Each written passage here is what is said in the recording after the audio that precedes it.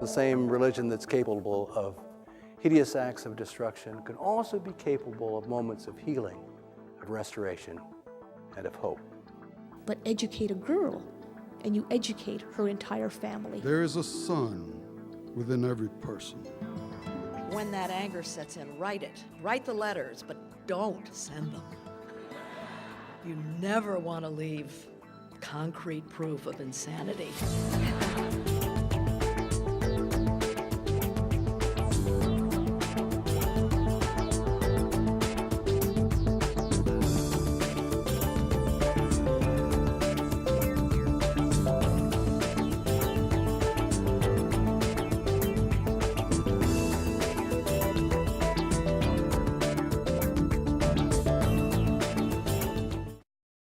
I am absolutely thrilled to be here and to share with you some of my current thinking, what gets me up in the morning. And as I was thinking about this talk, I was reminded of the words of one of my favorite lines recently. The founder of Visa, in his book, The Dawn of the Chaotic Age, he said, "It is far too late, and things are far too bad for pessimism." And I think a lot of us are feeling that way right now, and it sort of speaks to me. But as the official title for this talk, Living Democracy, Feeding Hope, I began to think that maybe I should have called it the work of hope, because I'm convinced more and more that hope is not a matter of disposition or some good fortune. It is work. It is a project. And I'm become more and more convinced of its centrality in life. And what I mean by that is that maybe the work of hope is the most important work. Because as we face these absolutely unprecedented crises, and I'm willing to take a risk of, I know every generation thinks it's unprecedented, but I think we're different. I think we are. I mean, how many generations in history have actually been alive for at least 3 seismic rifts in the social order? I mean, when we think about it, whether it's the global climate change or the humanitarian crisis of a deepening hunger, or you name it now, the meltdown of our global economy. I mean, here we are. So I am willing to say that in such a time that there is only one thing that we really have to worry about. And it's not any of these particular crises. The only thing we have to really worry about is the threat of despair. And despair comes, I believe, from my experience, and I just turned 65, and my experience now has a great new meaning for me, because I feel like, when you're 65, that means when you say, my lifetime I've seen, it really counts for something. So I love it. So what I feel that I've observed in myself over these decades and seen in others is that really hopelessness, despair, which I'm claiming is our only real threat, comes from a sense of sense of futility that and why do we feel that way? Because we cannot see how our individual acts connect to the causal pattern that is taking us down, down, down. If we see how our individual acts actually can break and reverse that pattern, then the energy, the drive, we're willing to take whatever time it takes, whatever generations it takes, if we can just see that connectedness between our choices and the causal patterns that are taking us down. So that's where I am. And so a metaphor that I found very useful, my daughter and I hit upon when we were doing our book tour for Hope's Edge. We were in Seattle on a rainy night. And we were thinking about this sense of futility that people have when they say, oh, I'm just a drop in the bucket, as if that's nothing. But that night in Seattle, we thought, filling drops fill up those buckets pretty fast. So being a drop in the bucket is actually a magnificent thing if you can see the bucket. So our real challenge here, shifting metaphors all over the place, but I hope you'll bear with me. The real challenge here is seeing the bucket, seeing what it is in a positive way that our actions are filling up.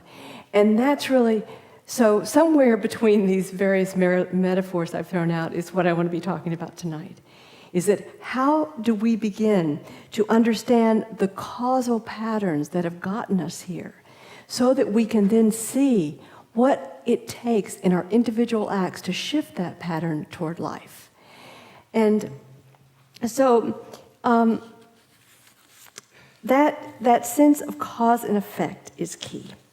So I started, as David said, many decades ago with the question, because it seemed like the most basic question of all, why hunger? I was in my mid-20s, and hunger was hitting the international marquee. Suddenly people were realizing that world hunger was a reality. And so I thought, if I could just figure out why people are hungry in the world, then that would begin to unlock the mysteries of economics and politics. Because what is more basic? Every species does it, feeds itself and its offspring, and we, the brainiest species, hadn't figured that one out yet. So I buried myself in the UC Berkeley Ag Library and said, okay, I'm going to understand this. And very soon, I think because I wasn't a trained development expert or nutritionist, I could just sort of put two and two together, beginner's eyes, and can be very useful. And I learned that, in fact, there was more than enough food in the world to make us all chubby. There was then, there still is, even on the leftovers. Now, what I mean by even on the leftovers is after we feed over a third of the world's grain to livestock, after we now feed over a third of the fish catch goes into then feedstock, and of course now we're feeding corn to cars, in effect. So even with that, we are still producing enough food for everyone. In fact, in the last 20 years, this myth of scarcity is still with us. It's very tenacious. In fact, we've increased per capita agricultural production about 20% since 1980. So that was the beginning for me, when I realized that, oh my God, we are actually creating the scarcity we say we fear. So I then tried to ask the next question, why would we do that? Why would we be creating the very scarcity, especially scarcity of food, which, of course, every living creature is its greatest terror? Why would we be doing that? And over the years, I have been grateful to learn from many, many, many teachers. And one in particular, the light bulb went on, and many of you of my generation will remember the name Erich Fromm. He wrote a book that was less known, but very powerful, that I read about 10 years ago, called The Anatomy of Human Destructiveness. And there he explains what, of course, is more and more written about now, that human beings are creatures of the mind, that there is no unfiltered reality for human beings. We create the world according to frames through which we see. What my daughter and I call in our book, Hope's Edge, we call them our mental map. And literally, we can't see what's not on our map. So Fromm writes in this book, he writes, it is man's humanity that makes him so inhuman.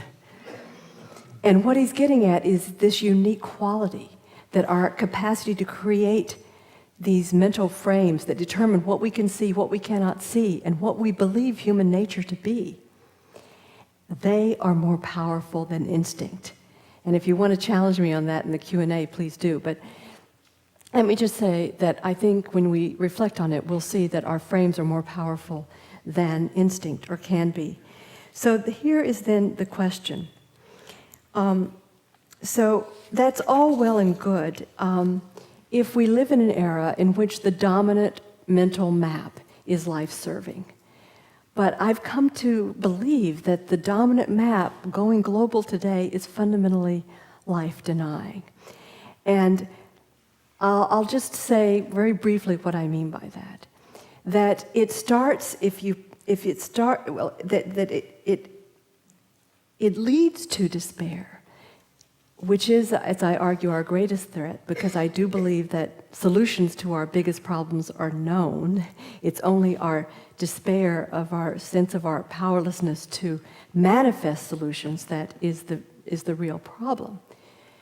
So the premise that dominates the global mental map, at least it is now going global, I argue is the premise of lack. And it begins with the sense of scarcity that then spirals out to a feeling of individual powerlessness, which leads to this sense of futility, which is then the basis of despair, which is our greatest threat. This premise of scarcity, I call it the premise of lack of goods and goodness. There's not enough stuff in the world. We've been told there's not enough food, there's not enough land, there's not enough energy, there's not enough parking places, there's not enough love, there's not enough anything. There's not enough stuff, and there's not enough goodness. There's not enough goods, not enough goodness, because if you just peel away the fluff from human nature, we're told that the only thing you can really count on is that we're selfish, materialistic, and competitive. So if you believe that about us, then what follows is that of course you believe that we can't come together and deliberate and dialogue and create societies that work for all of us. We will come to believe that, of course, we have to turn over our fate to some expert. Our best, we turn over our fate to an infallible automatic force so that we flawed human beings don't muck it up. And in my adult life, many believe they have found it.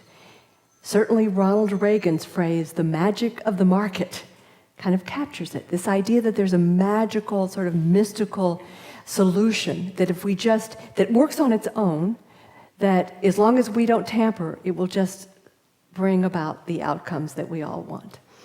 So what I'm saying, if we start with the premise of lack of goods and goodness, then believing that we have to turn over our fate to others and to an infallible automatic law, the magic of the market, the problem is that I'm kind of painting the spiral of powerlessness. The problem with that, one of the problems with that, of course, is that this market that we think of as running automatically is not any kind of market, because markets have served humanity for all of our, for our social evolution. But we've hit on this peculiar notion that the market can work for everyone's benefit, driven by a single rule. Highest return to those who already have the wealth. Highest return to existing wealth, and it's going to result in benign outcomes for everyone. Well, what happens, of course, is that wealth returns to wealth until we reach a point in our country today, which is directly related to the current meltdown, that one family controls as much wealth as 40% of the population in America. And that is the Waltons, you probably guessed. We reached the point in the world where billionaires are increasing 8 times faster than the global economy. So what I finally kind of dawned on me is that this is something we should have figured out playing Monopoly as kids. I was flashing back to those nights when my brother would finally win, and I would be so relieved because I could finally go to bed. And it kind of worked as a game, but it doesn't work in life, because the equivalent in life is people die.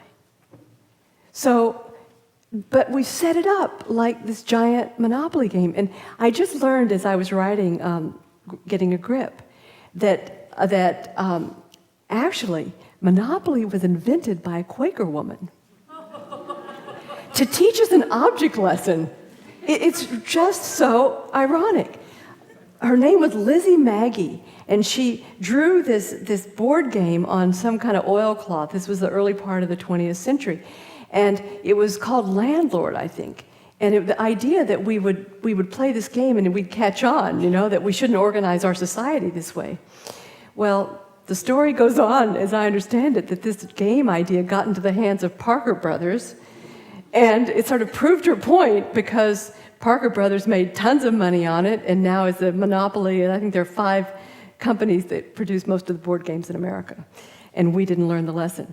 But maybe Lizzie lives today as we see the meltdown of what happens in this giant monopoly game that implodes because it so concentrates wealth. That wealth then, and here's the other part of the spiral of powerlessness, that wealth then infuses and infects our political system so greatly that it is so distorted that, as we've just seen now in the build-up to this meltdown, that the kinds of obvious guidelines and safeguards were pulled away because of the power of concentrated wealth within our political system. To the point that we reach, a friend of mine came up with a term that I'm starting to use all the time now. I wish I could take credit, but I will not. She said, what we've turned into is privately held government. And I think that's a better term for it, privately held government, than thin democracy. I think thin democracy is a bit too tame.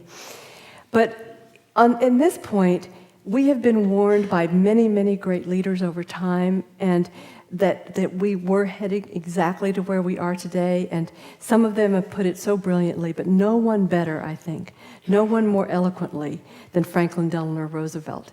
In 1938, he addressed a joint session of Congress, and he said, quote, "The liberty of democracy is not safe if we tolerate the growth of private power to the point that it is stronger than the democratic state itself.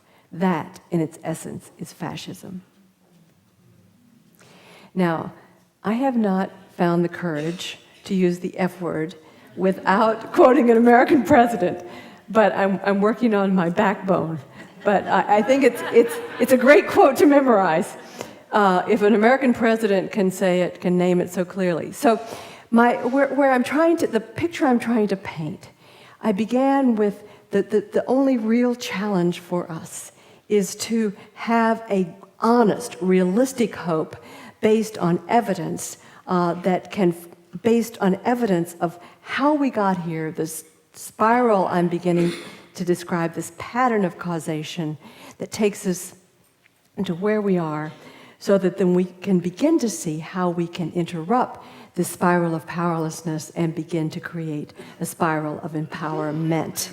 So what I've suggested then, if we start from the premise of lack of goods and goodness, turning over our fate to this infallible force that concentrates and concentrates wealth and then infects and distorts our political decision-making so that we don't have the safeguards as we're seeing today within our financial system, that we end up in where we are today.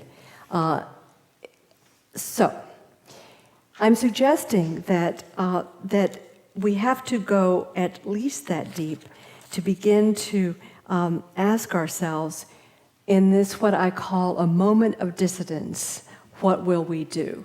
In other words, I'm saying that the dominant frame has told us that if we just accept this very simplistic view of our nature as simply these selfish little shoppers, I like to think of it, and we just do our selfish little shopping and maybe vote, but that's not required. Only shopping is really essential. That things will work out, and now we're seeing that they're not working out. Our explanatory frame is not serving us, and so, of course, people have a choice when their world cracks open. When Alan Greenspan was on the news with those thick glasses saying, I think there was a flaw in how I was perceiving things. I could almost see his lenses cracking, So what do we do when our worldview begins to shatter? Do we try to stick it back together, or do we dig to the roots? And actually, my new metaphor it just hit me the other day, that when we don't have to dig anymore, when the storm hits as it's hitting the world today, you think of what happens to a big tree. The roots kind of pop up. And so I think we're in that point where this storm has felled the tree, and we can see roots that we could not see before. And I think that more and more people are eager to at least go this deep to look at what are the underlying assumptions that have gotten us here and what are very different set of assumptions.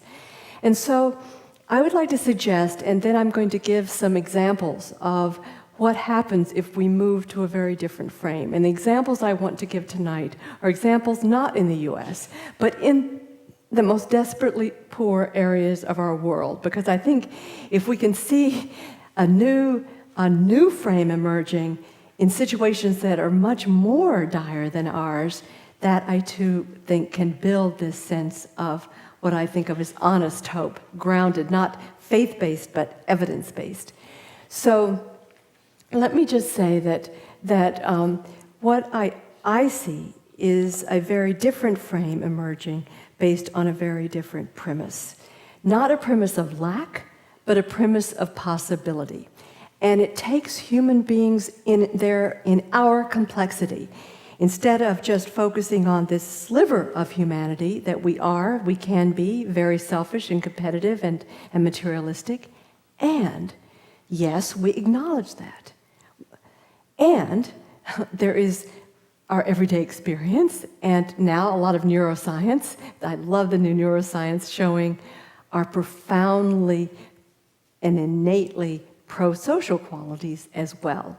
So a different premise, creating a very different sense of causation, is to look at our complexity. What are the hardwired dimensions of humanity that can give us that sense of possibility that we can make this turn toward life? Well, I see them as four, but sort of coupled. One is innate empathy, which makes it possible for us to cooperate effectively. And the second couple is an innate sense of fairness, and coupled with a need for efficacy, for power, which makes it possible for us to actually act on and to establish fairness. So, you know, the scientists are now discovering that, in fact, you know, when they look at our brains as we are cooperating and we're competing with one another, that when we cooperate, that there are parts of our brains that are stimulated and that are the same as when we eat chocolate. That's how pleasant it is to cooperate. And we, of course, understand that we are hardwired to empathize. And I love to think that we're at least as empathetic as the rhesus monkey. And the rhesus monkey, bless their hearts, they will go for up to 12 days in this awful experiment without eating themselves. If in order to eat, to feed themselves, they have to push a lever which will give a shock to another monkey. They will deny themselves food. And so I believe that we are hardwired for cooperation and empathy. And if I can just throw in a Grandbaby Story, that my new proof is my 2.5-year-old grandbaby. About 4 months ago, my son, her dad, said, "Has she done this to you?" She comes up to me and she'll say, "Daddy, would you cry?" Or no, "Daddy, are you sad?" Is no. "Would you cry?" Okay. And she cries so that she can comfort him. So she's practicing her empathy. And another version of this, she'll say, "Daddy, cry," and then she runs out of the room. And she comes back and says, "It's okay, I'm here." But what better proof, right? She's enjoying showing her empathy for her dad. So yes, we enjoy cooperation, but we're told that no, we don't. So that what the Science magazine reported a study that was done a few months ago, where they gave a group of people a bunch of money and told them to spend it on themselves, and another group of people a bunch of money and told them to spend it on other people. And then they, at the end of the period, asked, well, who's the happiest? And they concluded that it was, and you, this audience, I'm sure you would guess, it was the people who gave the money away that were happiest at the end of the experiment. But the interesting thing to me is that they were surprised, right? Because we've all been told that, oh, we're the materialist little, selfish little shoppers, right? Of course we'll be happy if we got our new bag or whatever. So, hardwired. Now, I will go so far as to say that we are hardwired for a sense of fairness as well. And that one of the great sources of misery in our society today, an overall breakdown, is the profound sense of unfairness. And now they've done studies on dogs, showing that if dogs are witnessing other dogs getting better rewards, like they had these dogs who were doing these great handshakes with their masters until, with no reward at all, until they saw another dog get a biscuit or something. Did you hear about this? And then they went on strike and said, forget that, I'm not going to shake your hand for nothing. It's not fair. And they did experiments with capuchin monkeys, where some monkeys were given kind of bland cucumbers, and other monkeys got grapes. And the cucumber monkeys finally said, forget that, and they threw them back at their keepers. So I'm not saying that the capuchins and the dogs prove a lot, but yes, our human experience does prove a lot. That when we feel the rules are not fair, as people are so angry today about what's going on with the over-the-top extreme gap between rich and poor that has so exacerbated in the last 30 years, that ripples out into every aspect of our lives, that sense of unfairness. And equally important, I would argue that when we talk about what we have to work with to make this turn from the spiral of powerlessness to the spiral of empowerment, which I was so glad in your introduction, Frank, it mentioned that the basis of so much of your philosophy is about everyone's being included, their voices heard. To get there is another piece, and that is that we, I believe, are hardwired to need power, efficacy, to know that our actions count. Not just a few of us, but all of us. And that, again, going back to Erich Fromm, he felt this so strongly, observed this so, that he said, we should flip Descartes. It's not, I think, therefore I am. I am because I affect. That we all need to feel effective. So if you think of these cooperation and empathy, fairness and efficacy, that clearly, yes, it is true that we can be the reductive sense of that is the dominant view of human nature. But we also have these very profound prosocial qualities. So I'm saying this is what we can work with. And now that we're here in the beginning of the 21st century, the great thing is that we have so much recorded history that we can look back on and see the evidence of what are the conditions that bring out the worst in us or the best in us. And so we don't have to go on blind faith or blind hope. We can go on evidence. And it seems to me very clear now, whether we're looking at lab experiments on us and what brings out the worst in us, or we look at the history from the Holocaust to Abu Ghraib to Congo or Darfur, we can be pretty certain about what brings out the worst in us. And the first thing that seems most evident to me is the concentration of power. That throughout history, I mean, you think of, you think of the prison experiments that were done in 71 when David and I were both in the Bay Area, but this experiment's done in 1971 in the Stanford psychology lab basement, where some kids were made into guards, you're familiar with this, and others were made into prisoners. And this, Philip Zimbardo, the professor, had designed this experiment to last 2 weeks, and instead he had to stop it in 6 days because these young people who tested normal before the experiment were starting to treat each other, to abuse each other in ways that he now says are eerily similar to Abu Ghraib. So what are the characteristics that bring out the worst in us?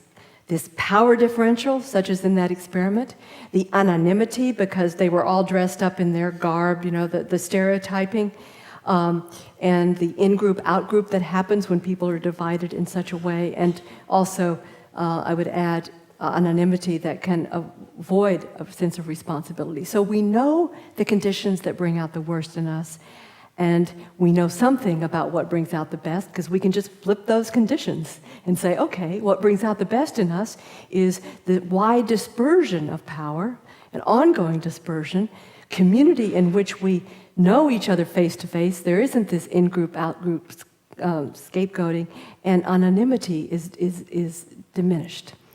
So it seems to me we're at this point where we have a sense of where we are, how we bought this, in a sense, this very flawed premise, this mental map, this very limited sense of self, this premise of lack that has led then to the spiral of powerlessness. And yet we also have enough evidence, both lab experiments and history itself, to say, what else could we be? How else can we be together? And the most exciting thing of my life, and why I consider this the best period of my entire life so far, even though things are much more dire than they've ever been, is that I sense that we are definitely, yes, things are coming down very fast. But just as important, things are moving up into the spiral of power empowerment. And it's happening on every continent and most places on Earth today. And the more that we can learn about it and be part of it, the more that we can develop that sense of realistic hope that is the essence of our own sense of usefulness. So here is what I'm talking about.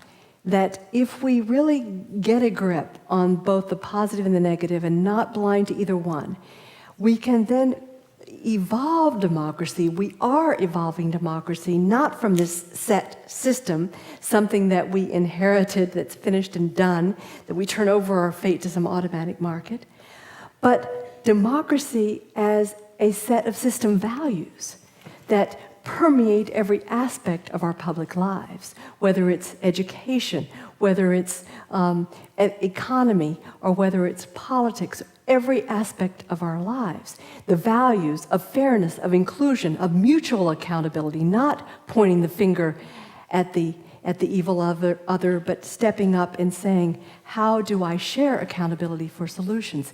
And that is what I call living democracy. Democracy not as something done to us or for us, but that which we are engaged in on a daily basis. It is a way of living. It is a culture of empowerment. And so I just want to give you a few examples. In the dominant spiral of powerlessness, there is basically one economic model. It separates labor and capital. It says that what matters is the GDP. In living democracy, what is emerging? And I want to take you to India, because India, I think, has so many powerful lessons. We think India, and what do we think? Bollywood movies, or we think of the new,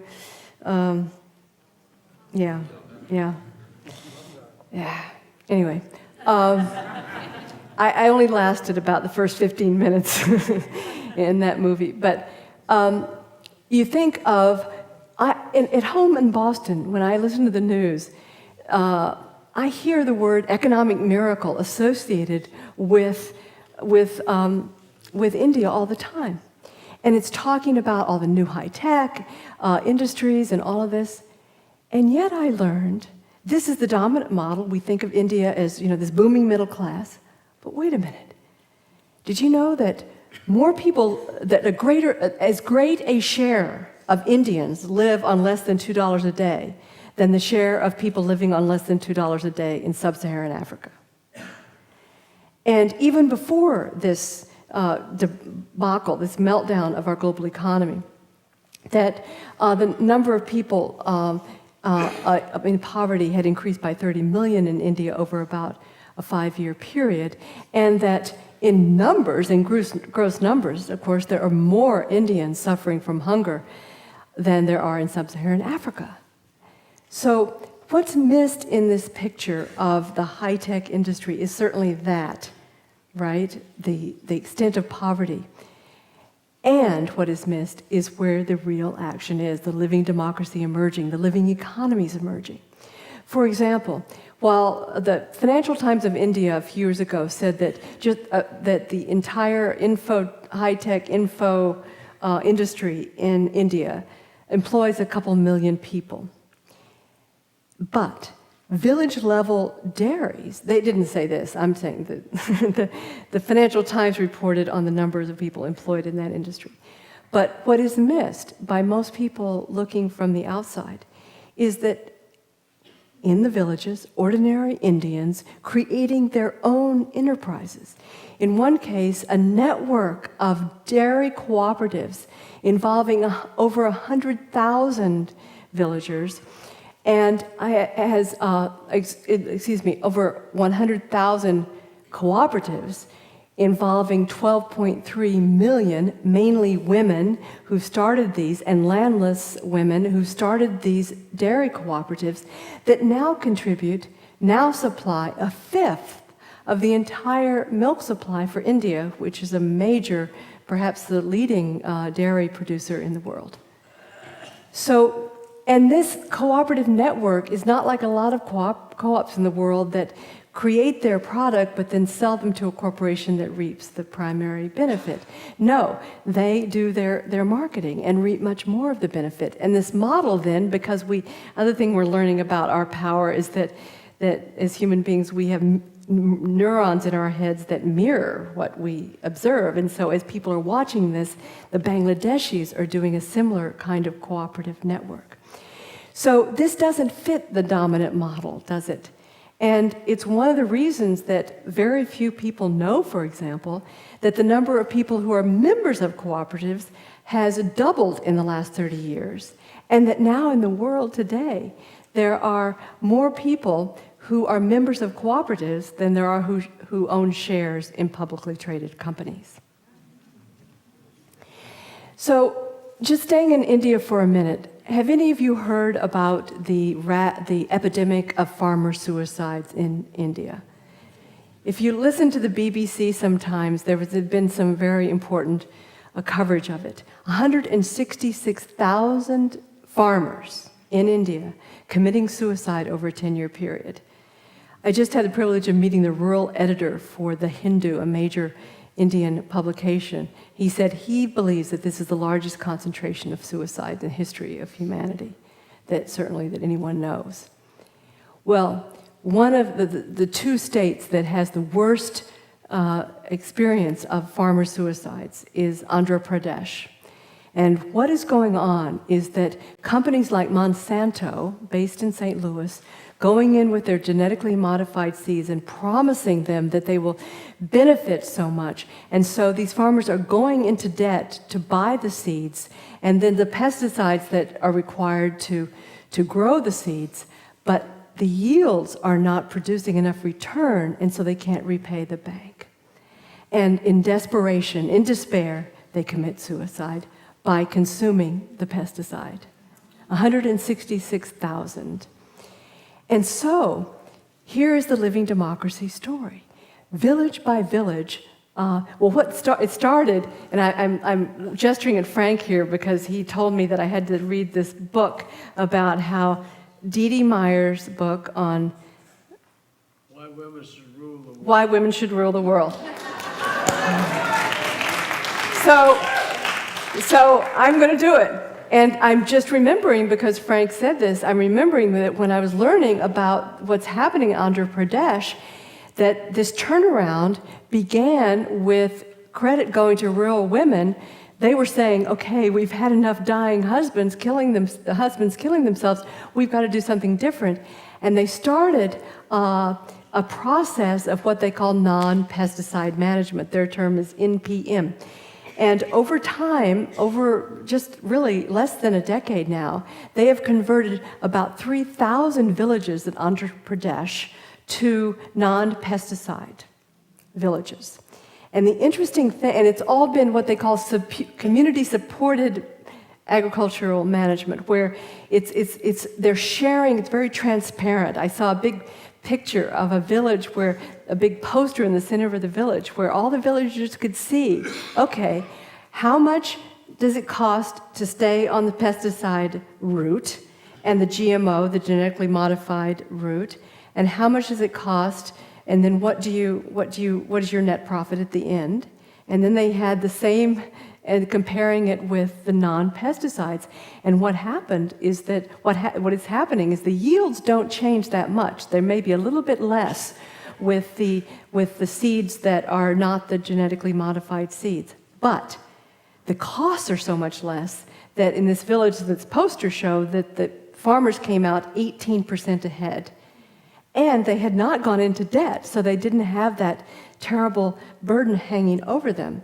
And what was happening is that women and others were creating a whole new industries of what I think of as these little potions to control the pests, so that they were combining cow urine and cow dung and chilies and garlic and neem, which is an ancient tree and sacred tree in India, to create these potions. So they were creating their own little industry instead of the outsiders coming in with the foreign-produced pesticides. They were creating their own and beginning and exchange and selling their organic produce to one another. And so there was a local living economy emerging. And one of the people quoted in one of the pieces I was reading talked about how another benefit was that they were all getting healthier because they were not exposed to the pesticides. So their medical bills were going down, and their animals were not getting sick, so the veterinarian bills were going down. And so I'm just giving you this picture that is what else is going on. And so the next time you hear on the news about the great technological boom, remember that there's something else going on where people are beginning to say, oh, wait a minute, maybe we don't have to turn over our fate to Monsanto. Maybe we don't have to do that. Maybe this isn't working. And they have that moment of dissidence. The dominant model isn't working for them. And they start trusting their own experimentation and their sharing of their information with one another. So that to me is part of the what I'm talking about when I describe this. In this case, I mean, hopefully, I mean, this is one of the most tragic in the world, where it had to go this far to this extreme suicides in order for people to wake up and say, no, there must be a better way. But let me take you to another part of the world, which is a little bit more like the U.S. in some ways very unequal society. By the way, our inequality here now is not very far, the level of inequality not very different from that of India today. Let me take you to Brazil for another example of what I'm talking about. The fourth largest city in Brazil is Belo Horizonte.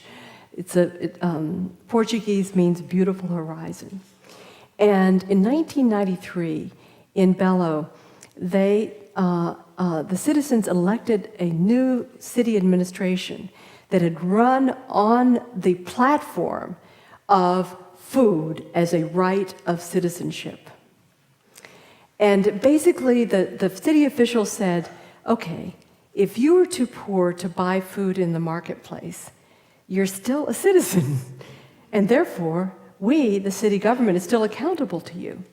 But instead of just lengthening the soup lines, or just passing out food stamps as we do, they brought a council of people together, a diverse council, pulled in a diverse council, and set up an agency that dealt with food security. And so you had small businesses and large businesses and farmers and universities and all sorts of religious groups and unions coming together. They came up with literally dozens of ideas of what it could mean to make food a right of citizenship in Belo Horizonte. And what I loved about it is when I learned about it, Anna and I were there, it was also common sense, and most of it could work just about any place.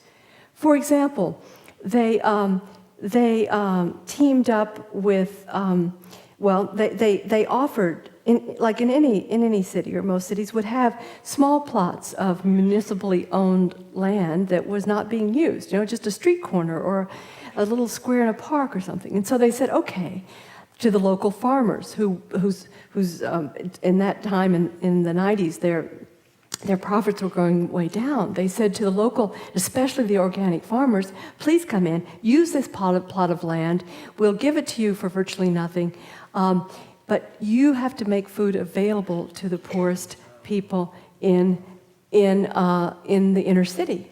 And so it was a win-win. And when we talked to these farmers, they were totally delighted because they had this huge market they had not had before. And they also had to take the food out on trucks on the weekends out to the more outlying poor areas. They teamed up with larger markets and said to them that they will give them certain benefits if they will keep the prices of about, I think, 24 basic food items within a lower than market price, but they could sell everything else at the market price. And so that then brought a whole lot of people able to purchase healthy food who were never able to purchase it before. They created large open-air restaurants called popular restaurants that were served subsidized meals, but you don't have to prove that you're poor to eat there. So it's not like a soup kitchen here at home where it can feel demeaning to go in there because, all sorts of people came to eat there, but they could get a great meal for 50 cents. And they posted on the bus stops where you can find the best deals for basic foods, because as you know, and here too, that often in the poorest areas, people pay the most for food. So it was very common sense. They started creating school gardens, as certainly California has taken the lead in that regard. But also shifting the frame from food as simply another commodity to food as a right also meant that they began to see things that had been thrown out. They started to see them as resources. So eggshells and manioc leaves that had been tossed out were ground into a flour and put into rolls that were available for school kids throughout all of Bellow. So, and this is just a few of the examples of the kinds of things that started happening because people shifted this frame and started talking to each other and thinking, oh yeah, we can do this. We can do this. We don't have to get rid of the market, nor do we have to be a victim of the market. We can put our values around it and make it work for all of us. And so what happened? In 10 years, when I look back at the figures, Bellow had cut its infant death rate, which is a very strong sign of hunger. They had cut it by well over 50%. And I sat down a few weeks ago, and I calculated how much they were spending per person per year. And it comes out, for all this program that has cut the infant death rate by over 50%, it comes out to 1 penny per person per day. So when I say that solutions are known, I mean, yes, we've got a lot of common sense. None of this required a PhD in economics, or it really kind of giving people permission to trust their own common sense. I mean, when you think about it, people think, oh gosh, how are we ever going to end poverty in America? In the 1960s, maligned by the during the 1960s, the poverty rate in the U.S. was cut in half in 1 decade in the U.S. And I was born in 44. Between 44 and the mid-70s, do you realize that the bottom 20% of Americans, the bottom 20% increased their real income by 116%? And that's on basically one income earner, right? So we know how to do this, we know how to keep wealth circulating. We know about progressive taxation. Hey, what a concept. We know about, encouraging unionization, as we know about a living wage that keeps up, a minimum wage that keeps up with inflation. I mean, I'm just suggesting that that once it's the frame, is what I'm suggesting. And so I mentioned these few examples to give you a taste of what I think this great turning that we could be in. You know, people ask me, are things getting worse or better since you began your work, Frankie? And I say, both. Both. But will we, you know, it is this moment of choice. Will we stay locked in the premise of lack, not enough goods or goodness? Or will we shift to the premise of possibility, which recognizes both our capacity for good and evil, and recognizes what it takes to bring out the best in us and keep the worst of us in check? And certainly, just to repeat, I think this ongoing dispersion of power that only a living democracy can bring about is one absolute essential ingredient for life. But when I think about where this talk is taking me, it then takes me to the next level about a very much more personal, emotional question of what is required of us to be alive, to stay open, to stay, Stephen mentioned the listening, to be a listener, an observer, truly, and not block it out. Because sometimes I bet you're like I am with the news these days, you really don't want to turn it on. So what can keep us there, open, and engaged in sense of possibility? And one of the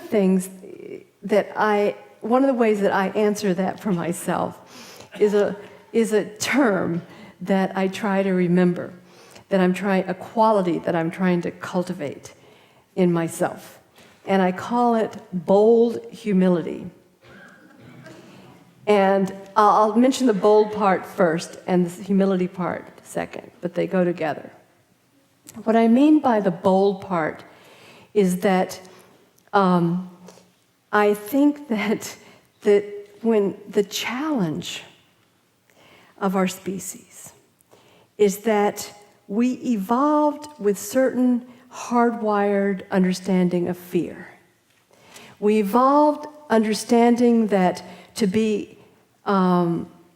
have those physical sensations of fear, like when we see the lion, about to attack, and we feel those physical sensations. In my case, it's a pounding heart that goes like this. We should trust those, right? Because we learned that they're very important signals to watch, and we're in the wrong place, wrong time. We better get out of there, fight, flee, or freeze, right? So we learned that these sensations are very important signals of threat. We also learned that the worst thing that can happen to us is expulsion from the tribe. So we learned these lessons about fear at a very different time in our evolution. But here we are in the early 21st century, where the entire tribe, the hyper tribe as I think of it, is heading over Victoria Falls.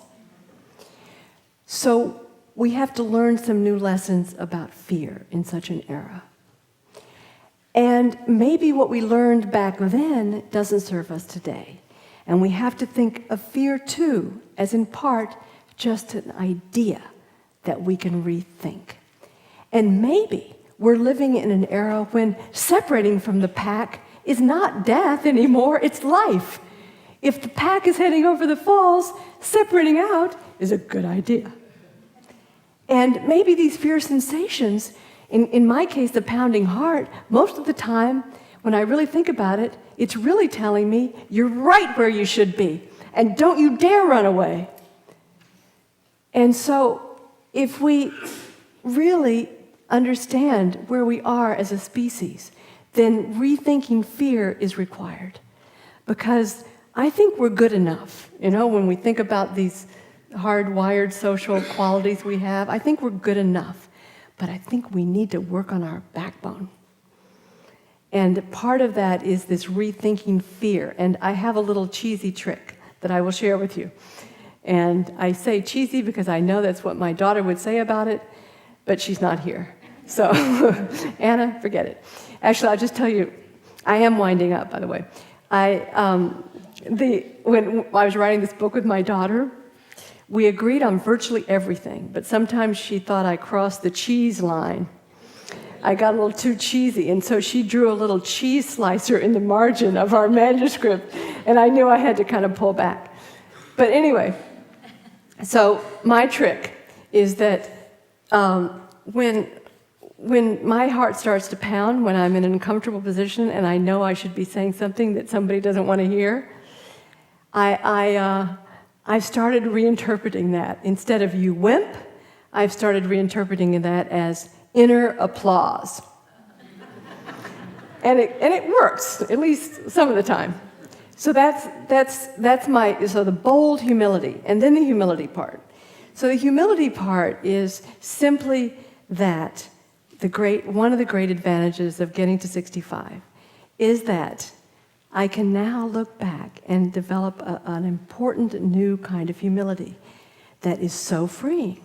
It is so freeing because I realize that all the things that I'm telling you about, like Bella Horizonte, for example, or this dairy cooperative in India, and dozens and dozens of other stories I can tell you about, like when Anna and I went to to Kenya, and we met Wangari Maathai, who started with 7 trees on Earth Day in 1977, and now her movement of Greenbelt has planted 40 million trees.